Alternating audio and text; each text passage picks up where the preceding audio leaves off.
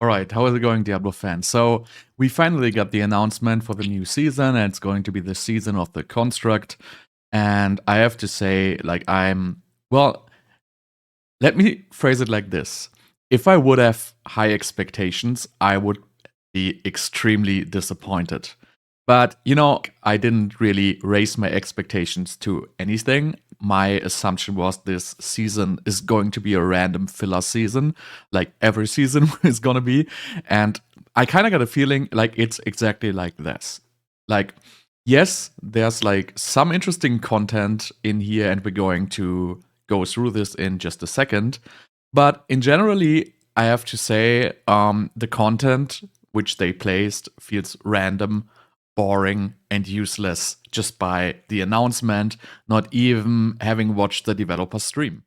So, what do I mean by that? So, let's just scroll through this announcement here real quick, right? So, we're gonna have like some lore here, like Zoltun Kull, however, like the guy from Diablo 3 who's like, that was like an interesting XP farming exploit in Diablo 3. That's why I actually remember that name. Besides that, I wouldn't even remember it, but there was like a famous XP glitch you could do with like this guy. But it's like a whatever underground construct thing. Like, nobody really cares about the theme, I guess. If you really care about the theme, then you're probably not gonna watch this video. You're probably gonna enjoy the theme of the game and the overall stuff. But if you're gonna watch this video, you're probably more about the contents. So like I just call this like random story, and this is what it is. And, we're going to get a companion. And this is like, well, it's an interesting take, right? So we get a companion. It has an UI. So basically, Blizzard made a new UI for the companion, and we just throw random stuff in, right? So basically, this is exactly the same than we had in Season 1 and in Season 2. In Season 1, we would throw malignant hearts into random gear. In Season 2, we would throw vampiric powers into a random UI. And now we have Season 3, we throw random powers into a random UI once again. So why I'm disappointed is, well, I don't want to throw random powers into a random follower, because it's not going to change anything or in the game. The game is going to stay exactly the same. Like, a little bit is going to change, and we're going to go over this like in just a second. So there is going to be like a little bit of an addition to the game, but it is not going to be meaningful. Yes, we have to go to like some kind of dungeon to like farm some kind of runestone and put that some kind of runestone in that some kind of random UI to have like this some kind of random follower do some kind of random stuff. That is pretty much what it's going to be. So that being said, Blizzard said they were working with two teams, like on the odd and even seasons. So that means this is basically 6 months of development work going into this. And I ask myself the question, I would like to ask you the question, why the hell would you spend like 6 months of developing into placing a random follower with random abilities instead of fixing the freaking abilities the actual players have? Like, I don't get it. We don't need we don't need random abilities on a follower. We need interesting abilities on our actual characters. Like, the follower is something we can't even control, right? It's like a random follower gonna cast random stuff, which is probably cool. Like, it's probably not like boring. It's probably gonna like, have some kind of meaning. But, if we read through the abilities in just a second, I would just tell you what would be the much better approach we could do here. So if we just scroll down here to the abilities of the follower, I'm not going to go through all this text. So it basically has a couple of abilities, right? It has some defensive abilities, like it gives you a shield. Somewhere there's like a heal. I don't know where it is. And then it has a couple of attacks, like, right, focus fire, ray of fire, lightning bolt, whatever. Like, so actually they made like whatever this is. Like, let's just call it like 8 new abilities. But why on earth would you give these new abilities to a follower? Why wouldn't you give these to the character itself? Like, D4 at this point massively lacks build diversity. So why would you add more skills to a follower instead of working on build diversity? So don't get me wrong, like, everybody likes followers. I know I like followers myself, so I actually don't have a problem with this follower being in place, but I would much rather see the development work going into something else than a random follower, which is likely even going to be removed after the season. So yes, this is going to be enabled some additional stuff. Like if you go down here, like there's a lot of support, right? So there's burning support. Support is skill damage is converted to burning damage and whatever, like poison damage, more duration, give you fortify, like attack faster, like a lot of support, right? This is basically like they took basically support gems from Path of Exile and then put it to a random follower. So here's the thing. Like, why on earth wouldn't you give these support gems to the player? I don't get it. Like, yeah, it's cool. You have the burning support, right? Let's say we're playing Sorceress and we don't have to choose Firebolt enchantment anymore because we have burning damage now from our follower. Cool story. Like, no deal for me at all. But why don't give it to me in the first place? Why give it to a follower? Just give it to me. So then I have my burning damage synergy, and that's all right. And this is not going to change anything on the game, right? It just like changes the power scaling of certain builds up by whatever amount, but it's not going to do any changes. But then if you read through this like more carefully, and if you read like a couple of these abilities more closely, then you actually get like pretty cool stuff here. So we have the arcing support. The supported skill can hit additional enemies.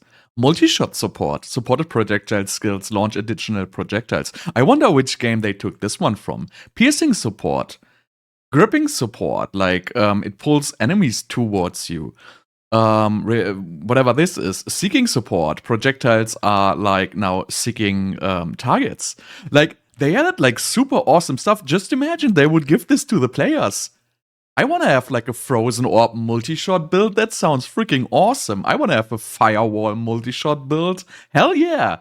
But do I want to have a follower which multi-shots a random skill? Hell no. Just give it to me. Like, give these abilities to the players. Don't give them to the follower.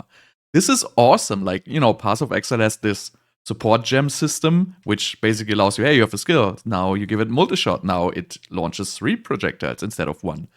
Or give it piercing as well. Well, now it launches 3 projectiles which pierce. Awesome stuff. Like,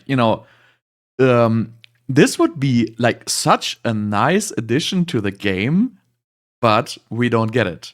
So this is mainly the reason why I'm extremely disappointed, because I see a huge amount of work going into this support system.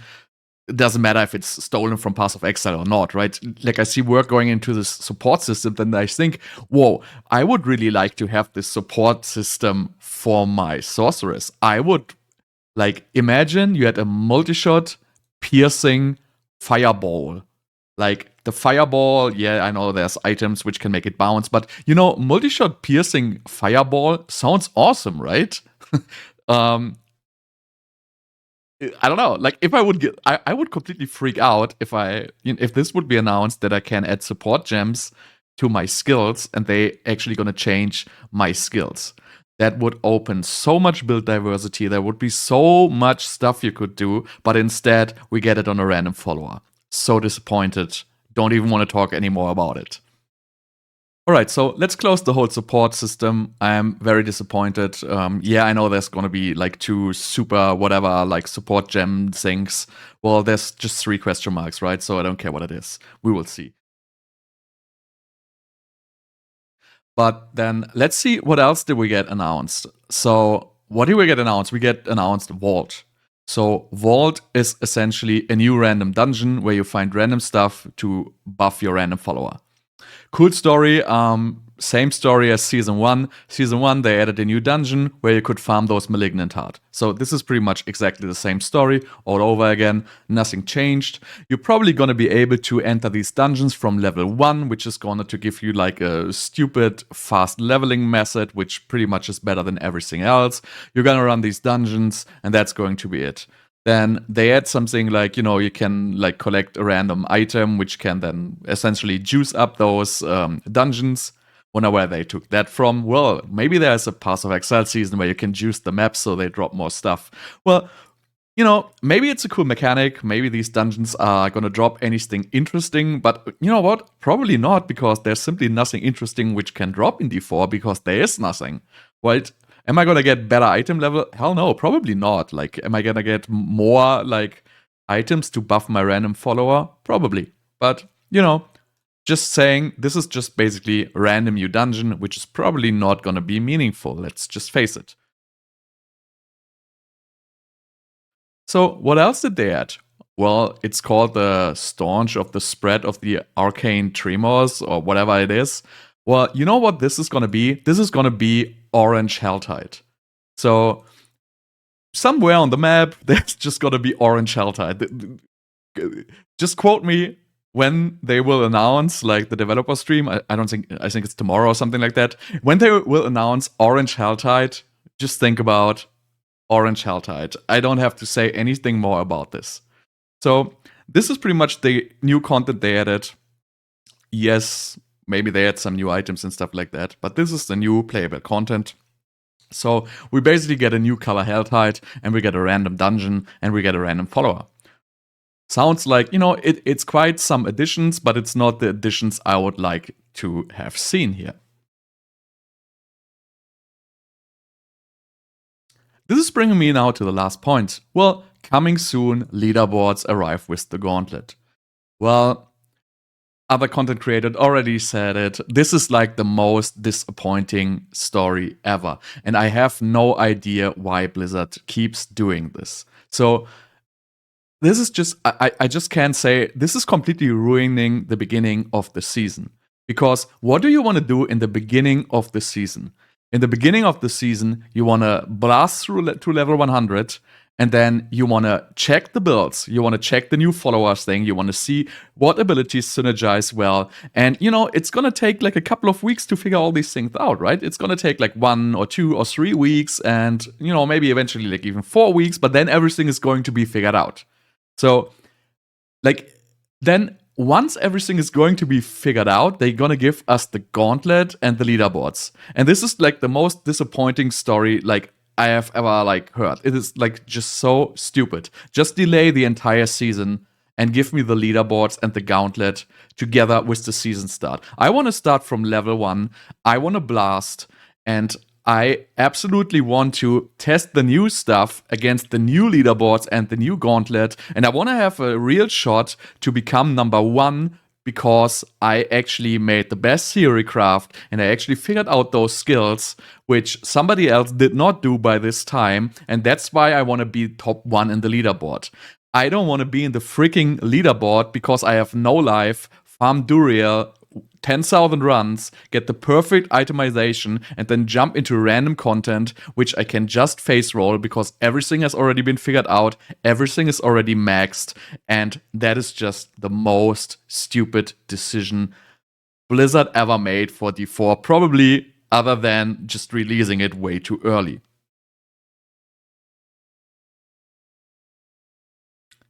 So, in general, just for me, obviously I'm going to play the season, I'm going to be live on the season, but to me, it's just a major disappointment how these things are being announced. Maybe I'm completely wrong. Let's wait for the developer stream.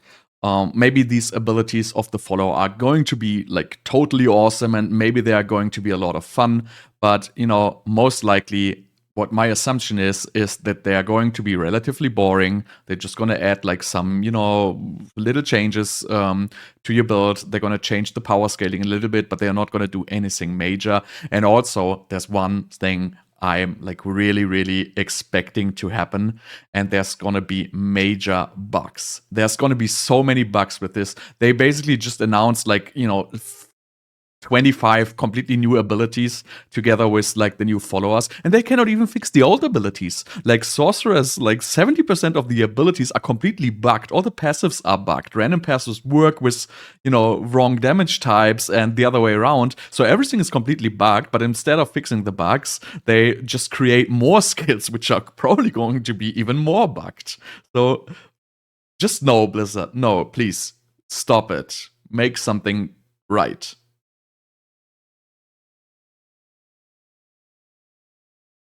And yeah, so this has been quite a bit of venting, so let's sum something up. What else do we gonna get? Well, we got quality of life changes. Helltides are going to be all the time. Well, if you enjoy Helltides, great for you. I don't really enjoy doing Helltides. It's just a mandatory thing to farm Duriel. You cannot really level with Helltides. I already tried that, so it's not going to be even something I'm going to consider doing while leveling. So I guess it's just like a random change, which to me doesn't even matter. WASD movement, I'm actually excited and to try this out if it works, because this might kill some of the disadvantages with controllers, because controller player can essentially move and cast at the same time, which, with click to move, it doesn't work because every cast is directly interrupting your move, and then you would have to move your mouse pointer to do another click to start moving again. Maybe you can spam the W button and cast while moving with this. So this is definitely something interesting, something I'm looking forward to try out if it's working. So I gotta give this one to Blizzard. Great story. Wonder if they wouldn't have announced WASD controls in Path of Exile 2. Well, would it be there? No idea. This is speculative. But, great addition. I gotta hand it to Blizzard. One extra stat tab. Wonderful. Like, you guys are amazing. You just give me another extra stat tab, which is gonna fill exactly the same way like all the other ones. You didn't fix the aspects, you didn't fix the codex or anything. So, whatever. Just give it a random extra stat tab. I gotta hand it to you. You have been working for 9 months and you cannot fix a programming issue where some kind of all items in the stash are applied to the player object. And then if another player gets in, near that player, then it has to load the other player's entire stash tab, and you cannot fix that within 9 months, but instead you just give me another extra stash tab because you probably gotta get some extra server resources to render those. Well, great addition, thank you very much. Well, other quality of life upgrades. Well, nice, we can reset the skill tree. Well, actually, I don't really care. Like, resetting the skill tree is not a huge problem. Resetting the skill tree takes like what? A minute and 30 seconds, so that has never been an issue. Give me loadout slots, give me something useful, but this one, great story that it's there, but actually I don't really care. So yeah, I guess we gotta wait for the full patch notes on January 19th, and I'm gonna make another video on that, which is hopefully a little bit more positive than this one. And yeah, all what's left is just battle pass. Nobody cares about this. You get another mount, you get a whatever here. Cool story. I know this has been quite a bit of venting, but I just want to show my perspective. I know a lot of people are hyped for this, but I'm extremely disappointed. And let's hope my mood is going to change more towards the positive end if we get the developer stream. But well, I kind of doubt it. But maybe they're going to prove me wrong. Sometimes this stuff can happen, right? But usually I'm most of the time, if I do assumption like that, it's probably gonna be like my assumption has been in the beginning. Well, anyway, so this was kind of a venting video, but I just want to give my opinion to you guys. So thank you so much for watching, and I will post another update to the developers live stream after that has been placed. And after that, I'm still obviously gonna cover the season, and I'm gonna do my build guides. And again, thank you so much for watching, and I'll see you guys next time.